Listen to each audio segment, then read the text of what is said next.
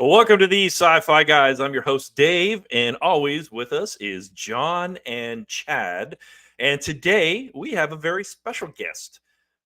You guys might have seen him before from those Sci-Fi Guys, but it's P.S. McKay. Greetings, Mack. Yes. How are y'all doing today?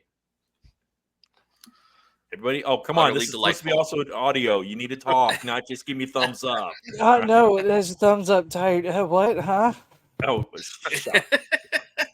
well, today we're going to be talking about Star Trek II, The Wrath of Khan. I know John is not a Star Trek extraordinaire. This actually, I think, is his first ever introduction into the series. Chad even says he knows it so. So that's why I asked Mack to come on here so we can actually discuss what I have read and what I am believing to be as this is the best Star Trek movie out there. Oh, they killed off Spock. Hey. There's a reason for that, which I'm sure we'll get into. So, I mean, it's not like a Harrison Ford thing, where he always wanted to be killed off, and he wanted Han Solo to be killed off all the time. So, but it didn't happen.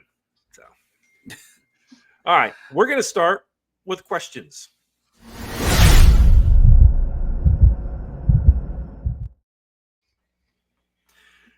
Okay, so we have four main themes for this movie. They were mortality, revenge, friendship, and competition.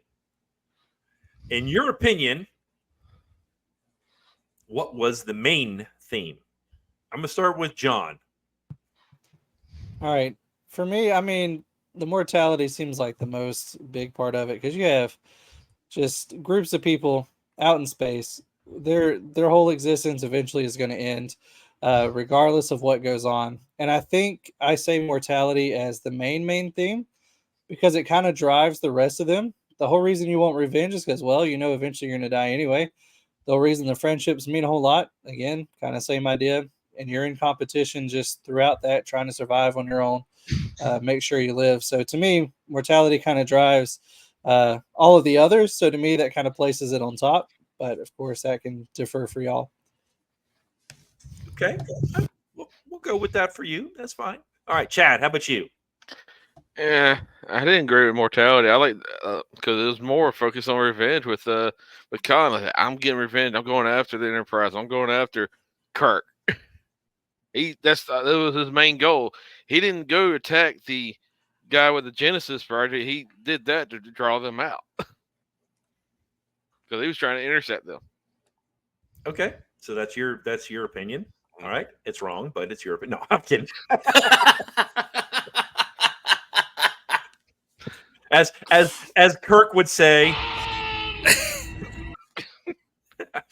Okay, Mack, how about yours? Which of the four, and it could be the same as John's or Chad's. That's fine. There's four of us. It doesn't have to be an equal opportunities around. So, I'm going to be a little dodgy here.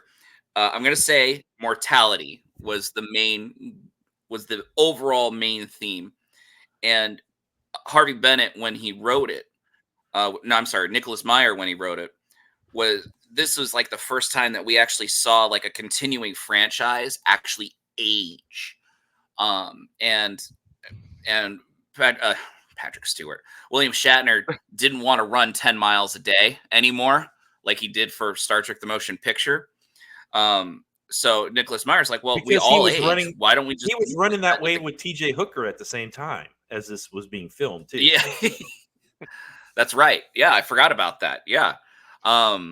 So Nicholas Meyer's like, well, let's have Kirk come to terms with his aging situation, and along that term, you come to terms with the idea of having friends and realizing what's important as you age in life.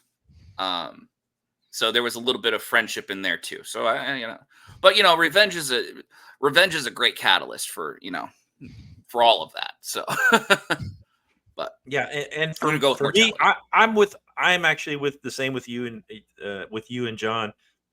You know, I kept thinking of, okay, Kirk's getting older.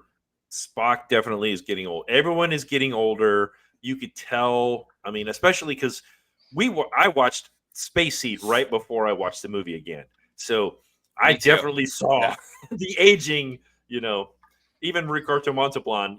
I mean, seeing how young he looked, in Space Seed, uh, I was just very shocked, and I was like, wow, they really are much older.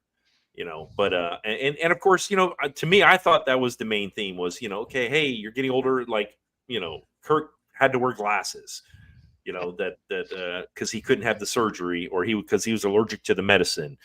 Yeah. You know. That's the first time I ever caught that, which I thought was neat. Yeah, things like that. To me, the friendship was a close second, but I really think that it was, on Kirk's side for sure. It was definitely the mortality.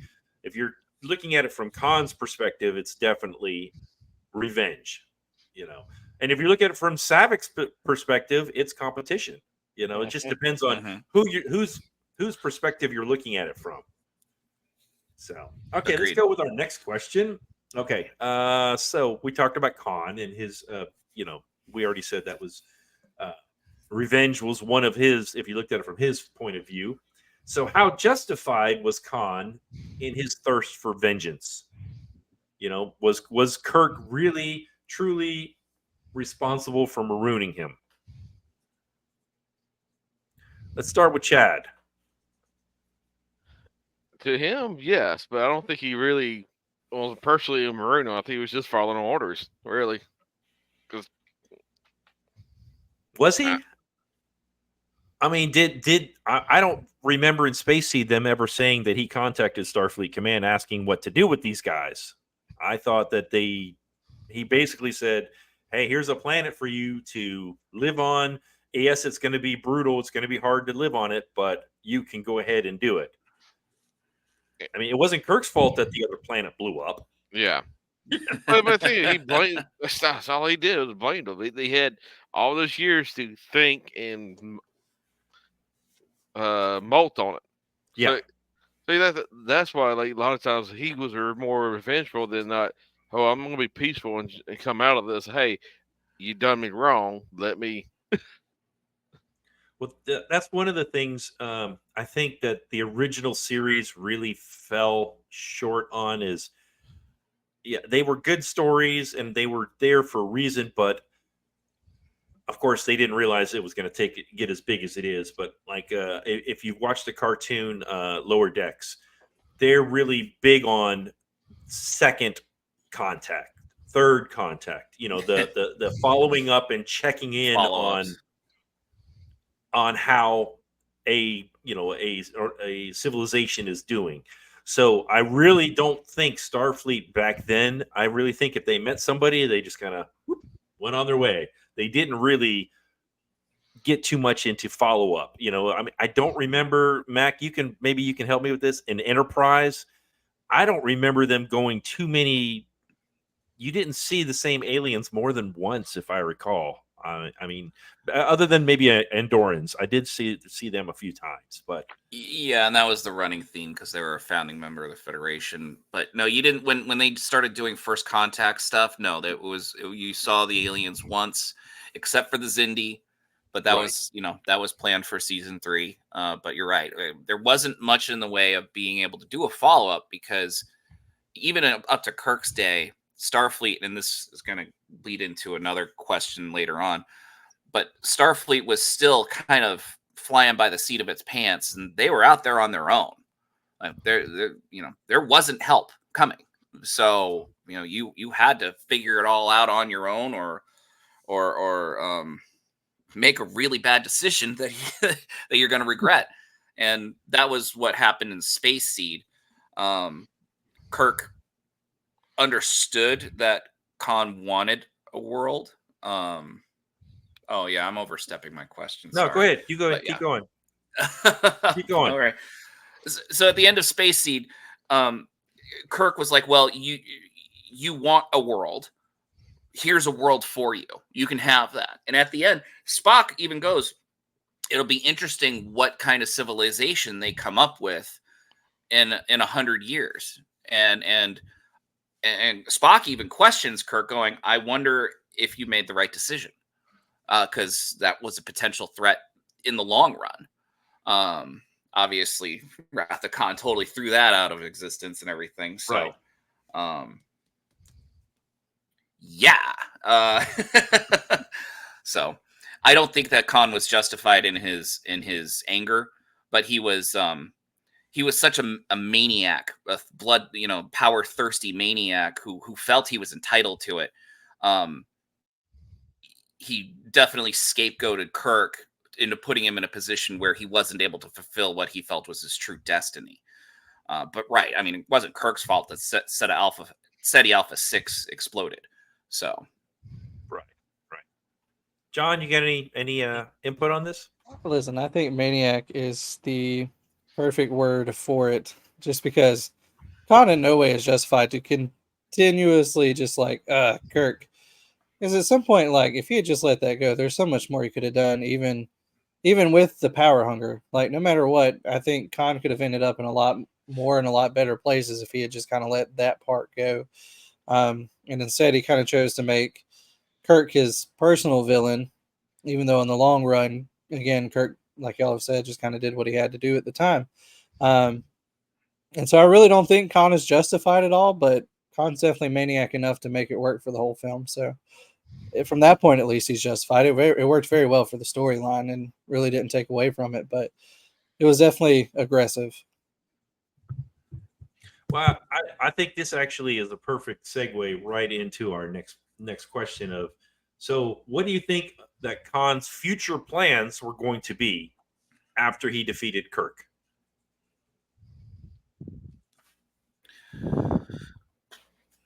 Somebody jump in. What do you think he was going to do?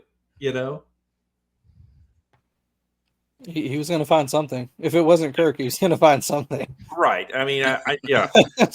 I mean, that's all there is to it. Like, if he is that power thirsty, he's going to find something to have power over.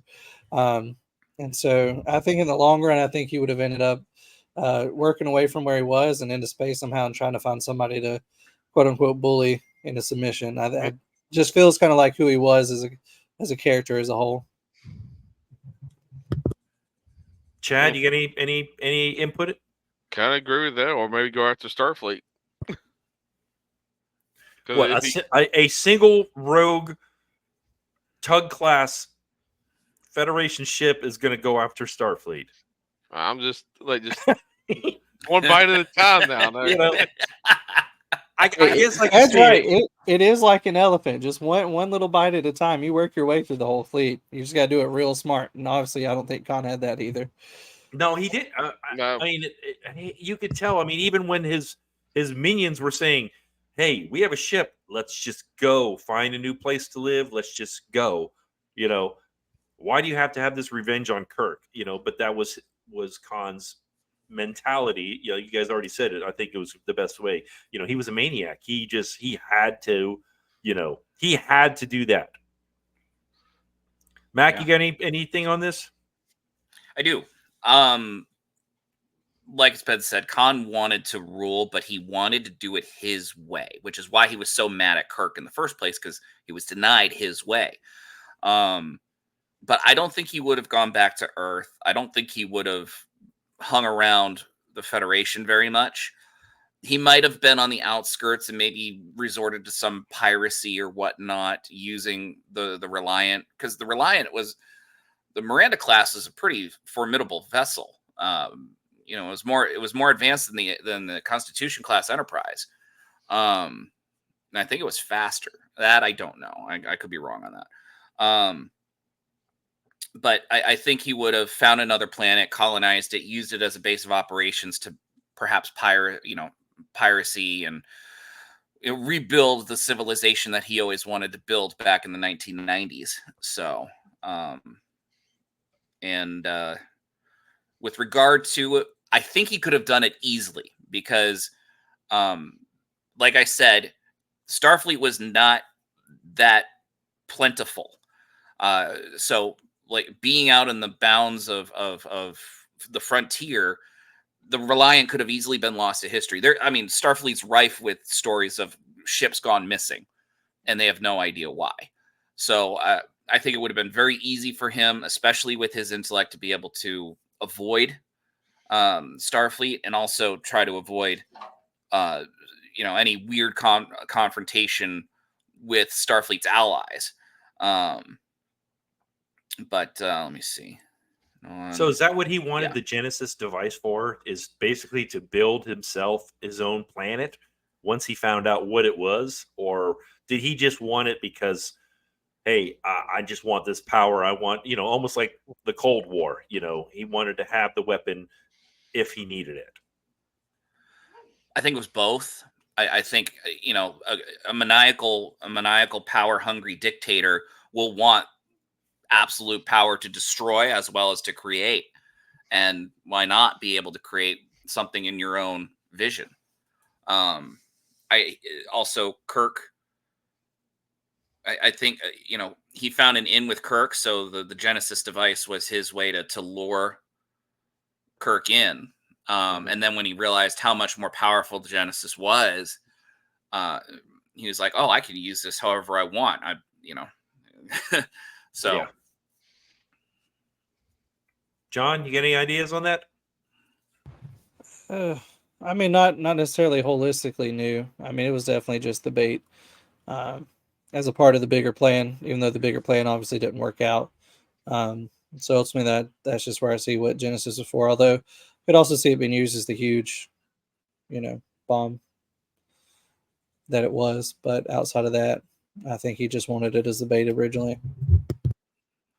Okay. Chad, any thoughts? I kind of nailed it. Kind of nailed it. That's kind of what I kind of agree with that. We kind of nailed it there. All right. All right. So one of the themes of this whole thing, especially at the beginning, was the Kobayashi Maru, the test. The no-win situation. All right. How do you guys think you would react to the Kobayashi Maru? Sorry, Kobayashi Maru. Can't say it right. Would your reaction be to failing? Would it be similar to Savik's, or would you kind of just be like, okay, well, I lost. What do I do next? What's your idea? Let's start with you, Mac. So I would not have taken very kindly to losing in the Kobayashi Maru. Being a driven, Starfleet cadet and whatnot, you're not one that wants to lose. I think that would have eaten at me.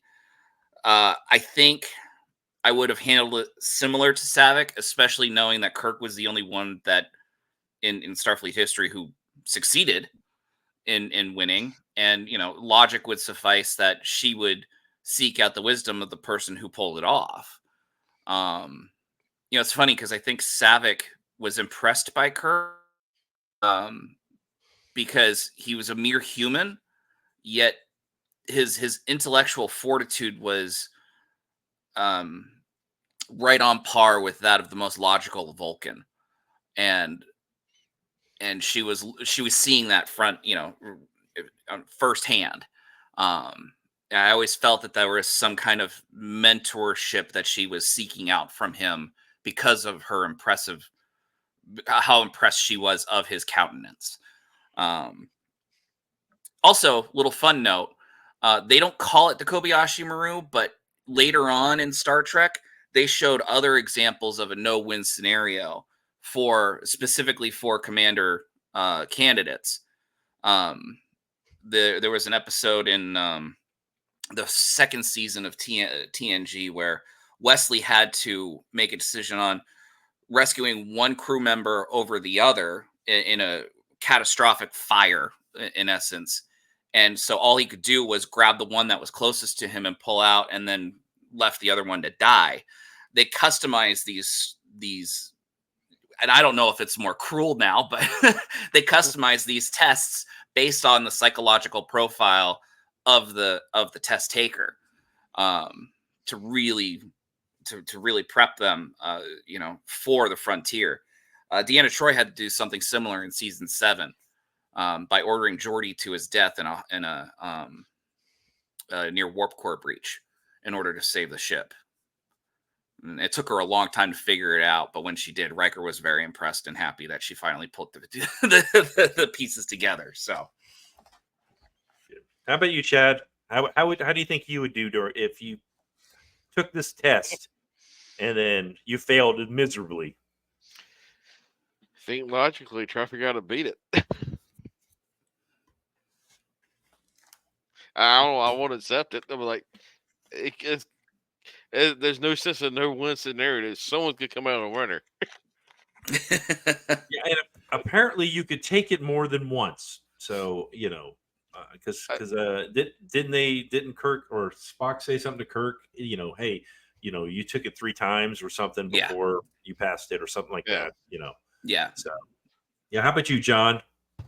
All right, so we're going to start this with little John. When I was a child, I loved being successful in school. School came very easy to me. And that was until like college, when school is no longer the same as school. And things are no longer just simple, like 4 answer multiple choice tests, and you actually have to think through stuff. So understanding going from just that like success as a child to then suddenly like, oh, this is failure. I fully understand that idea of never give up. Like, no, I'm going to solve the problem one way or another. Just because, especially, it seems like, and again, I don't have full context here, but like you're going through this whole training program, you're trying to be the best of the best of the best of the best. Like your attitude is going to be, no, I'm not going to give up because I will be the best and I will figure it out. And I want to be like whoever has come before and quote unquote pass or not pass the test. And I get that it's about character. And I think honestly, that drivenness is a part of the test itself, like that willingness to not give up and to continue to seek solutions. That really seems like a part of the nature of the test as a whole. And just my personality would lend itself to just be bullheaded enough to not give up, even if there isn't a real solution. And in fact, I may be, stuck in the program just at that step until I figured out how to beat it and just die at that step if I never could figure it out. Never give up. Never surrender. I was waiting. That was good. When you were saying that, that's what I was just like thinking. I mean, I'm kind of, I guess I'm kind of the oddball of the group. I would take the test, and once I knew, oh, you just want to know how I'm going to react. I think I would. I don't think I'd be like, okay, you saw me react. Okay, let's move on. I mean, I'm not one that was like, I mean, I was in the military. There are some things where you just like, okay, that you just like, this is what you want to know. All right, here you go. I'm giving you the answer. Let's just move on. But it's not always that way. But I guess that's the way I would look at it. I would not be too distraught over it. One thing, if you guys really like Star Trek, or if you really want to get into it, there is a book called The Kobayashi Maru. It really is. It's a novel, and it goes through Scotty, it goes through Sulu, it goes through Chekhov, and it goes through Scotty, Chekhov, Sulu, and of course Kirk's. It goes through the 4 of those. Their actual story. And it was canon until J.J. Abrams got a hold of everything. It's still canon. Okay. Canon. But it tells the story of each one and how each one was so different. My favorite part was Scotty's. So I just won't tell you that because I want you to read it. So because I don't want to give you any spoilers. Okay, let's go Your to our attitude was very question. healthy, by the way. What's that? About your attitude about Kobayashi Maru is very healthy because honestly, you're right. I mean, once you learn that it's a no-win scenario, what's the point of beating yourself up over it? I mean, at some point, they would have to know that it's a no-win scenario, right? Right. Yeah, I think if you did it a couple times and then obviously they told Saavik that it was a no-win, but they didn't tell her right after she tested. It was when they were stuck on the Genesis planet, when they were like, okay, that's what this is. This is just a test of a no-win situation, and I don't believe in no win. It's like, there are times where there are no win, like if your wife ever comes to you and says, honey, does this make me look fat? Okay, that's a no-win situation. You just don't answer. Okay, just saying. Just miraculously fall asleep. There you go. Yeah, you Trust see, me, like, not answering is not a win either. honey, my phone's going off. Hold on, I gotta go get this. Yeah. I got Not work answering off. is not a win. Get out of the room. Get up and walk out. You get up at it as best you can. So there are no win situations. I'm just saying. Okay. Back to the movie. Okay. Last question I've got for the group. All right. You typically don't see major characters die in big movies most of the time. I mean, if you do, it's like at the very end, and maybe that's the climaxing, and that's what the whole movie is about. Is you knew this person was going to die. You had no idea that Spock was going to die up until the very end. He ran into the radiation.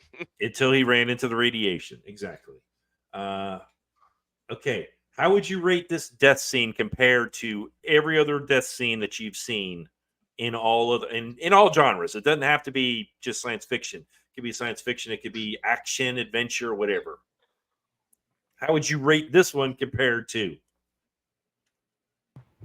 Okay, for me, I think you have to take timing into consideration, and when this death scene, came about in terms of cinematic history, because I think definitely at the time of production, probably one of the top, if not the top, death scenes. Now, again, you told me prior to a little bit that it wasn't necessarily a full surprise, necessarily to Yeah, audiences. Gene but at the same Roddenberry time, kind of let it out of the bag, the dummy. just going into it, and especially me not knowing here in 2024, it was very well done. And the death scene itself, even after the heroics, even after the saving, when he comes up and just hand to the screen and just the talk with Kirk, just brilliant. Honestly, just emotional and very well done. Okay. Considering time and circumstances, and yeah. Let me play that little snippet. Needs of the many outweigh the needs of the few. Or the one. Yeah, that was just. I just remember it was so moving the first time I saw that. It was just like, no. Yeah, that's how I felt. Yeah, this is your first time seeing it, so you're just like, no, and Especially because he's so calm the whole movie. He's chill. He's a voice of reason. And all of a sudden, he's the one making what appears to be like a super illogical decision, which I understand in his mind, still super logical, with that direct quote you just had. But golly, to see a voice of reason go in that way, in that saving way, and just he was a the beloved lies character. that came from it. Oh my goodness! Everybody loved Spock. I don't know of anyone when I was growing up watching the show. Nobody disliked Spock. A lot of people disliked Kirk because they were like, his acting, was really intense and he talked like this a lot, But everyone loved Spock. That's why it was such, Yeah. it was such a shock. So, Chad, what about you? What do you think? I think it was good for the time. Today, if it done it, it's still pretty the top. Because you think he went in there and saved the ship with the same saying he told Kirk and every person around him. Don't put your knees first. Put the need for the many. He reversed it. He said, "Hey, look, I'm going to save the ship, not you." And Yeah, it made it more memorable. Then J.J. Abrams went and changed it all, and Yeah, no.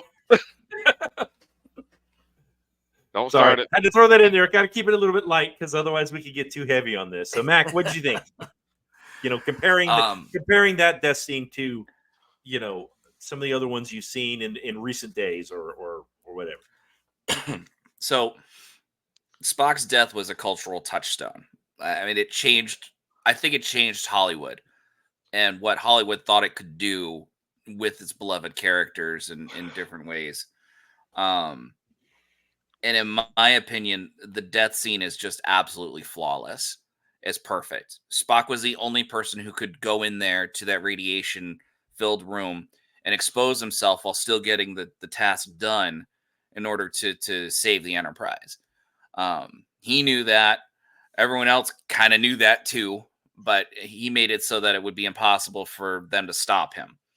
And I think that his death paid off the whole movie, because remember at the very beginning, at the end of the Kobayashi Maru test, Kirk comes into the bridge, sees Spock laying there, and goes, "Aren't you dead?" That foreshadowing at the very beginning. And there was another reference to him being dead again later on. I can't recall, but Kirk made mention of it again, and then when they joke about him dying, and then they actually see you have to see Kirk deal with seeing his friend dying. And like David said, Kirk's son was, you never really faced death before, have you? And this was our opportunity to see him face death for the first time. And it was perfect. And I don't think there are very few deaths that are on par with it. Because it's especially unlike Kirk in Into Darkness, where they just like flipped it thinking it would be cute. Like, there was no payoff for that. There was no earned reputation to lose when Kirk sacrificed himself. Oh, in or Data, huh? In Generations. No, in Into Darkness. Oh, Into Darkness. Oh, that one. Okay. Yeah. Again, JJ. Yeah. Yeah, exactly. That was cheap. Data's death, I felt, was cheap in Nemesis, and he came back anyway. Like 3 times he came back. I think Obi-Wan was close, but we didn't really get to know Obi-Wan. So Obi-Wan, no, it wasn't really that close. But Obi-Wan's death was a cultural touchstone too, because you weren't expecting it. I think the closest that we could ever get to such a noble and moving death in the modern era was Iron Man. That paid off. It was,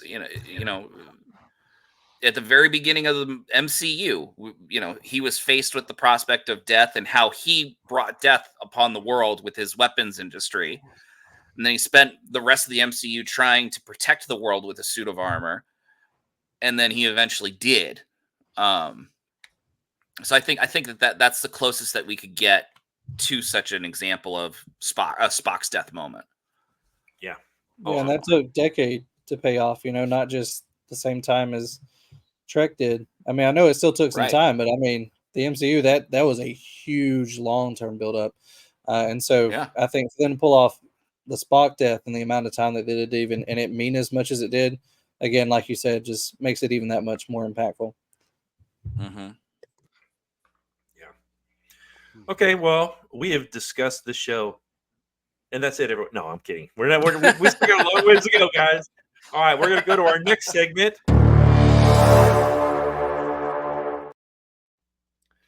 Okay, plot holes. All right, this is just stuff that you're watching the movie and you're just kind of scratching your head. You're like, what? That doesn't make sense. And I'm going to go ahead and ask Mack right away. I'm going to ask you, what's your first plot hole? I know which one you're going to say, I'm sure. So. Now I feel like I'm on the spot. Oh boy. Okay. I've got 3 big ones. Okay. And they're not really that big. In my opinion, this is a flawless movie. Or practically almost perfect. It's an almost perfect movie. Kirk and Kahn never meet in person. Not really a plot hole, but an interesting little quirk in the plot narrative. Although they wanted them to when they were writing it, but they couldn't figure out how to get them to the same place at the same time. Right. Yeah. So, and yeah, they tried to figure that out, but it didn't work. You're absolutely right. The nitpicky, just 2 more. The nitpicky one was the blast door in engineering cuts into an antimatter pipe. I don't know. How does that work? The antimatter pipe that flows down to the engine nacelles. The door just shuts down. Okay. I guess it worked still. So that was like a little weird thing. The biggest one is the Genesis device exploded in the middle of the Qatari Nebula, but it somehow was still able to rewrite the genetic code and plant the seeds on the moon. They weren't anywhere close to the moon when this happened. So was it the that- moon, I or always- was it, or did it just build out of Build on this. nothing? Out I of don't nothing. know. Chad, what were we saying? See, that's the other Yeah. thing. We don't know. I always assumed it was the moon. But you're right. We don't see the space station. Yeah, I was kind of That's crazy. I thought it formed out of nothing. Like it took the ship and just Yeah. Well, those are all good ones. Chad, did you have any? And no, you did not have the one I thought for sure you would have had. You would have said. I'm So- probably gonna smack my Well- my forehead. wasn't the Genesis project in the transporter room? Like it was sitting on a. It was in the transporter room because Why did he arm it and just transport it to the Enterprise? If that's his whole thing was get Kirk, transport it. in the nebula, I don't think I think they even said shields, transporters, and some and your tracking don't work. So I Well, don't think he would have been able to. even before then, even going in there, oh, he's going here. Let's go ahead and get this over there. Yeah. That's I didn't think about that. I really didn't. That's a good one, Chad. That's a very good one. Did you have any more, or is that the? Yeah, that's it. And like you said, it's flawless. No, Yeah, I it hope- really is. I mean, when I say them, they're gonna be nitpicked. Really, Yeah, they're this is- really I'll- so small. that But was just nitpick right there. yeah. Okay. So John, how about you? All right, going back to Spock's death, the flawless death that it is, the speech after he died so that this planet could flourish and grow. No, he died to save the ship and the people he loved on it. Like, again, it's small and nitpicky. It's words play at that point. That's the one I found. Oh, okay. Nobody found the biggie, and I thought Mac for sure was going to find the biggie. I'm gonna be so mad about this. Okay, here's now. the biggie. I just know it. Chekhov never met Kahn. Oh, If you go back to Space Seed, Yeah. it was season 1. Chekhov was not on the Enterprise until mid season 2 or beginning of season 2. So, you're right. and of course they you're kept saying, I know you, and it's like, no, you didn't. You never met. And even Walter Kenning said in interviews afterwards, he says, I knew it was wrong, but I wasn't going to say anything because they would have cut my parts out. Yup. Good for him. Good for him. For Yeah. you And know. then of course also having the Bombay, Botany Bay, the belt buckles. The ship was lost. They dropped the ship off in space. So how did they have buckles? Let's see. I had a couple other ones. Why did Kahn keep asking Kirk for the information about Genesis when he had the ship that was searching for a planet for Genesis? They should have all the information right there on that ship, not Kirk. Again, these are picky little things to me. I'd chalk that up to a screenwriter not knowing how computers work very well. Right. Oh, and one of my favorites, Kahn quotes a Klingon saying, "Revenge is the best dish served cold." cold. How does he know who the Klingons are? That's a good one. That's a good one. I thought about that too. I didn't even think to write that down, but that is a good one. Yeah, I mean, and there's little minor stuff, some I'll throw this out here because this is some people I've read online too. They were like, well, why did Scotty bring Preston to the bridge? And if you actually look at the diagrams, you're going out of your way to go up to the bridge when you're coming from engineering. Sick bay is right in front of the turbo lift. So why would you go all the way up to the bridge? But in the novel, Preston is actually the reason. The whole reason there's a whole really close for Preston and Scotty is that's his nephew in the novels, and he wanted to see the bridge before he died. So he even in the novel he says, "Take me to the bridge," and that's why Scotty was up there holding him. But to me, I bought for the anyone who director's didn't cut. read the novel, you're just like, why did he bring him up to the bridge? You know, That's a good one. Yeah. That's fair.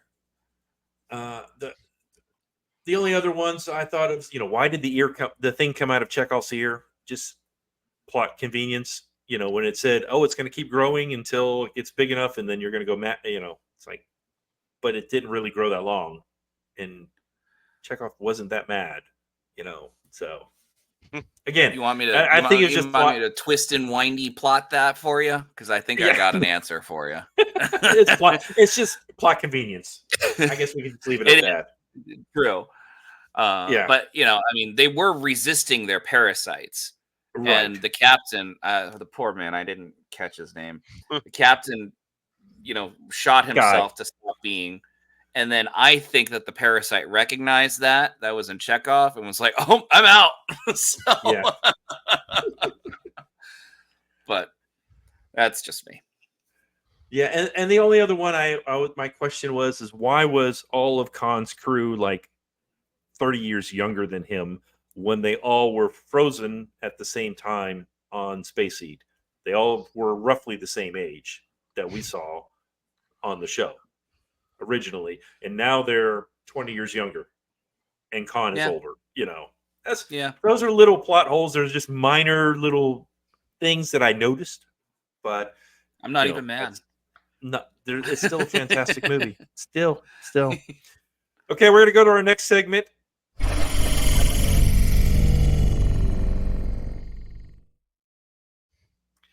What would you do to fix or improve this movie? And Nothing. my thing is nothing. Nothing.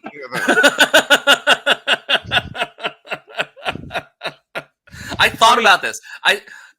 Go ahead, please. No, I was just going to say the only thing I think I might say is Savick should have said something about Vulcan tradition and why they shouldn't have sent Spock's body to the Genesis planet. John, we'll get more into this later when we get to the next movie, where they had to basically kind of figure out why they sent Spock's body there and what happens then. So I just throw that out there. But that's the only thing I can think of. But yeah, Mac, you were saying something. Go ahead. Well, I was just saying I thought really hard about how we could have had Kahn and Kirk meet. And I thought, well, maybe it would have been cool if they met while they were seeking refuge on the moon. When Kirk was first learning about Genesis, Kahn could really learn a little bit about it. But would it have added any value to anything? No, I don't think so. Kirk would have had his butt kicked by the superhuman. Like, I mean, I don't think it would have added anything. I feel like that the final showdown would have been a little anticlimactic. So, I mean, no, it's such a beautiful movie, and it's such a good slow burn. When the Enterprise and the Reliant meet, and the Reliant's on radio silence, that's like a 3-4 minute scene of just two ships slowly coming towards each other.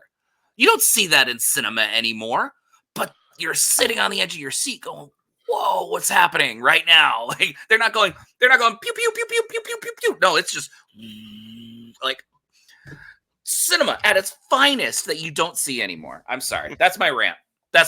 Perfect movie. It's a perfect movie. It's perfect. Okay, John, how about either you or Chad? What are your thoughts?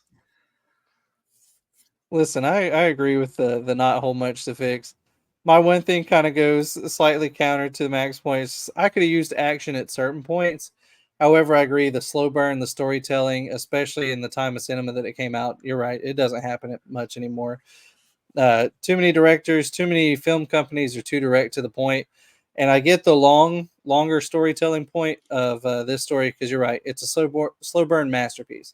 You don't really get bored in it. You don't really get lost in the slow burn, which I do appreciate. But I mean, personally, I could have used some action at certain points where I'm like, okay, this could have used just a little bit more, just a little bit of splash more of action instead of just full on talking and dialogue and such. But again, I get it cinematically, and I get it from especially the standpoint of the time in history it came out as a movie. So Okay, Chad, how about you? Yeah, I'm good. There's nothing. I'm being honest. Like I said, it's what it was for is good storytelling. The action was good action in it, and then I really wish they like there's a backdoor code to operate that relentless take the shield down. Yeah, I'm not sure how I feel about that. I think it's fine. Why would a starship have another person another commander be able to take your shields down? Just for that very reason, right there. I guess if Mutually it assured, was, mutually assured destruction, Yeah. there. This is the first time we ever saw two Federation ships duke it out. And this is really the first time we saw two Federation ships truly interact in the Star Trek universe too, right. in a big way. Because normally they're by themselves. Like we're this only ship in range, so we got to go. Well, I think if I remember right, going back and thinking of the original series, the only other time you saw there was the Doomsday Machine, where you saw the other ship that was all messed up. The other Constitution class that was messed up, but that was it. And it's speaking of Constitution classes, that's what the Enterprise is the Constitution class, and the Reliant is a Miranda class. And actually, when they brought the designs to, I can't remember who it was, the name, I think it's Gus something. He was basically the design coordinator for everything. The pictures were upside down, and he agreed, and he's like, "It's good." So that's why the Reliant was actually had he was thinking the nacelles were going to be on top, and the torpedo was going to be on the bottom, like the Enterprise was. Very similar. Mm-hmm. And that was actually part of the original. They wanted to do like, the Enterprise was a refit, and they wanted to have Kahn's ship be either an old Constitution class that hadn't been refitted, but then they were like, well, we need the two to look really different, instead of being like the typical Constitution class look. So they were like, that's why they ended up coming with the Miranda class. So just a little. And I love the Miranda class. It's a good looking ship. Oh yeah, that's cool. It's really. I like the Nebula better, but the Nebula class better. But there's such a classicness of the Miranda class. Okay. Actually, before we get another section here in a minute, just give you a little heads up, all right, on people. Leonard Nimoy, Mr. Spock.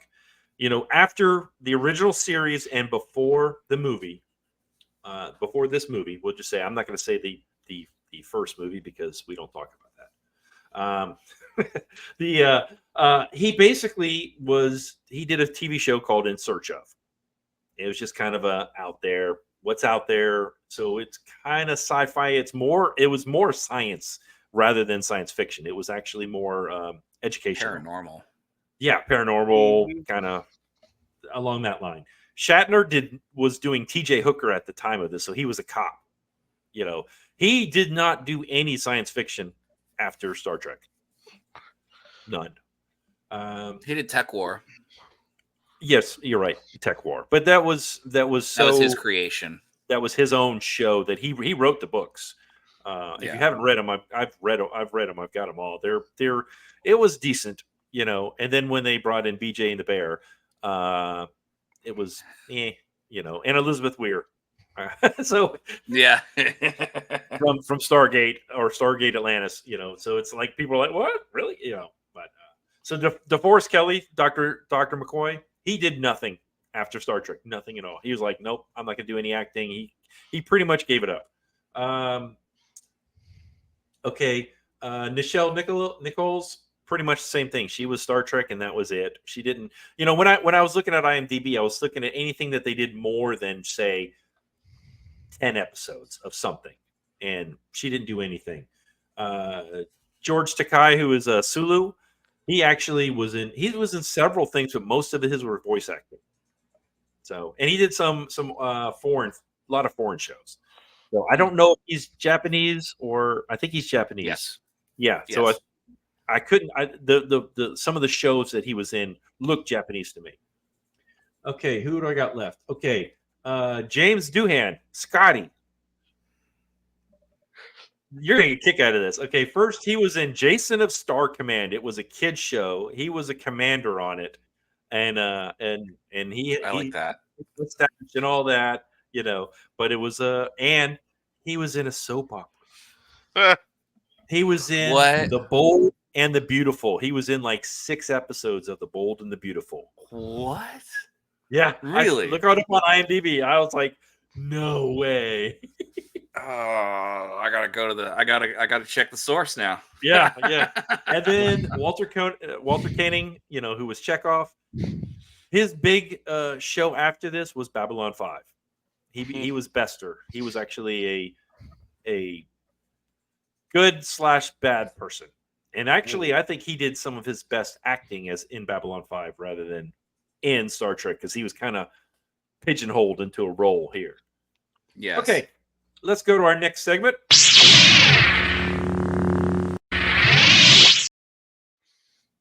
I thought about this recently. Hey, we're going to do lightsabers. We rate this from a scale of 0 to 5. Lightsabers, Star Wars for a Star Trek show. You know, we're getting everybody's going Don't to say hate us. apocryphal. Yeah. Yeah. So we're going to go around the room. John, rate this movie 0 to 5 lightsabers. All right, in the long run, I'm gonna have to retcon some of my other ratings to at least bring them up to even with this, but it's a solid 5 for me, and I think that's an easy 5 from cinema, just general storytelling to overall. Again, that slow burn, the death, all of it, to me makes it an easy 5. Yeah. All right, Chad, how about you? I'm about the same with John. 5. 5. Mac? John, Chad, I'm curious because I saw your review of The Empire Strikes Back, and those were not 5s. Those were not 5s. Are you telling me that the Wrath of Khan outstrips The Empire Strikes Back? Hey, you remember my note when I first said 5 for this? I might have to go back and retcon. We can count this is one of my retcons. I think you will. I think you both need to go back and put an addendum in there because a solid 5 lightsaber for me. Yeah, 5. If I could I'm put the in same 5 way. more, I would. 5 all the way. And Well- I think I gave Empire 5, so That I'm still with it.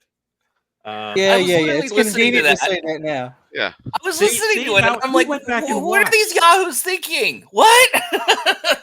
A 3.5? A 3.5 for I'm Empire? thinking I haven't seen a lot of movies. Okay, I'm sorry. I couldn't resist. I'm sitting here going, you're all right. Yes, you're absolutely right. This is a 5, but you were wrong about Empire. I can accept that. That's fine. Yeah. All right. Well, now that I've gracefully insulted my hosts. No. I have one question, and this is going to Mac before I do last thing. Mac, can you see anybody back from the original series instead of Kahn? Yes. Any of the other villains that, let's say, Kirk has dealt with. So go at it. So my first alternate, and this would have been, I think this would have been probably the most solid, Kor from An Errand of Mercy. That was when we were first introduced to the Klingons. Yep. Kor was a very intelligent antagonist, ruthless, but he wasn't maniacal. He wasn't power hungry. He was a man who had a goal, and nothing was going to stop him in that. And he was going to do it intelligently. And if there was some kind of roadblock, he was going to figure out a way around it. I think, and we got to see Kor in a couple episodes of Deep Space Nine in the 90s, which was fun. So he would have been a little bit more of the bad guy sense if it wasn't for Kahn. So I would say Core is a good opportunity. And then the Romulan commander, played by Mark Leonard in The Balance of Terror. Mm-hmm. I don't know if he died though at the end of that episode. But they played this game of cat and mouse. It was very submarine style episode. Very similar to the Nebula situation with Wrath of Khan, actually. And Kirk had to outwit this Romulan commander, and they never saw each other until the very end. And the Romulan commander respected Kirk, and he said, if it wasn't for us being enemies in any other life, I would be honored to call you a friend, because he was so respected how Kirk outwit him. But Kirk always does best with intelligent enemies. He's not as cerebral as like Picard or anything. Which is why I think the TNG movies failed, because they turned Picard into an action star, but they kept Kirk more of a wits kind of guy. Mm-hmm. I think that those two would have been very good alternatives. I think. Yeah, So. in my opinion, I would have said Gary Mitchell also. I know that would have been good, but with the power that he had, they could have done some kind of way to resurrect him or something like that. I just thought that that would have been a pretty decent one. But that would be compelling. It's just it would be trying to figure out a way to depower him a little bit. Yes. Well, that's what I was thinking. Maybe they could bring him back, but they depowered him a little bit or some way, In the books, it was Q who was recovering from a battle with Trulane, where Q got sent back to the beginning of time as just a non-corporeal entity with a zero mind, and it took him billions of years to regain himself. And he finally realized who he was when he started taking over Gary Mitchell. Wow. I don't. You have to tell me which book that's from. I'll have to look. Q Squared by Peter David. Oh, okay. I know. Which Yeah. one it is. Yeah. I think I got it. I haven't read it yet. I don't think. Gary Mitchell would have been a good one, though. I didn't even think about that. I only saw that episode once, and it's just not in my lexicon to go back to for some reason. I think it's just because it's visually so different from the rest of the series. So, but I agree. That's a good one. All right. Well, with that, everybody, you guys can contact us. Easiest way to do it is right here in the YouTube comments. We've actually had several people been doing some comments, and we've been talking back and forth. And that's the easiest way. We're also on all the social media networks at TheseSciFiGuys. Or you can email us at TheseSciFiGuys@gmail.com. And honestly, that's how we met Mack, was via Twitter. So you can find stuff out there all the time, and it's easy. We've been talking to some people. Some people have been like, hey, how about this? And I was like, oh, that one's pretty good. This one's not so good. So we've had some people that they're just like, hey, we didn't like this movie, we didn't like that one. So how are we going to do our going out, John? Because I'm not sure if Mac knows how we do our going out. Because he's never seen that movie before. I mean, that's fair. Let's, we shout out those sci-fi guys. You can go check them out too. And either way, I mean, the saying fits whether he realizes it or not. Because even if he doesn't know it, then the saying fits twice as much in that case, because that's what we'll do regardless. So, yeah. Well, here, before we do that, we just want you guys all prosper and crash and burn.